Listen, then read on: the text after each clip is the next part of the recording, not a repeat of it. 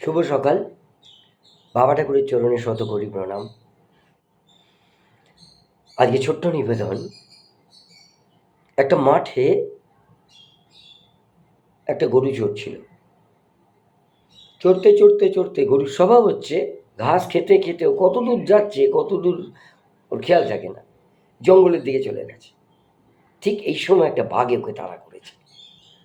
আর বাঘ তো পেটের জন্য দৌড়াচ্ছে, আর গরু তো প্রাণের জন্য, প্রাণের তাগিদ অনেক বেশি। দৌড়ে গিয়ে ঘাস ভেবে একটা জলাভূমিতে পড়েছে, প্রচুর পাক। বাঘও পেছন পেছন ঝাঁপ দিয়েছে। তা জলাজমিতে পড়ে গরু হাসছে। তা বাঘ বলছে, তোমাকে আমি খাবো। বলছে, একটু এগিয়ে দেখাও না। এগোতে পারছে না, পা যত এগোতে যাচ্ছে আরও ঢুকে যাচ্ছে পাকে। বলছে, তুমি হাসছো কেন?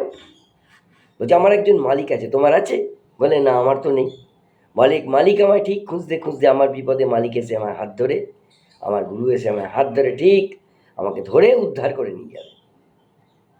আর তোমাকে কি করবে দেখো একটু পরে।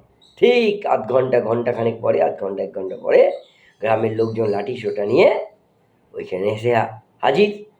এসে গরুকে তো তুললো, আর বাঘকে সবাই মিলে মেরে ফেললো। সুতরাং আমাদের প্রত্যেকের একটা করে সেই গুরুর প্রয়োজন, যিনি আমাদের পথ প্রদর্শক হবে, যিনি আমাদের আপদ বিপদে আমাদের থেকে রক্ষা করবে। কিন্তু গুরুর প্রতি ভরসা, এই যে আমার গুরু আসবে, আমাকে রক্ষা করবে, আমার মালিক আসবে, এইরকম ভরসা, আসবে তো আসবেই, এই ভরসা গুরুর উপর এরমভাবে বিশ্বাস ভরসা রাখতে হবে, তবেই গুরু এসে থাকেন।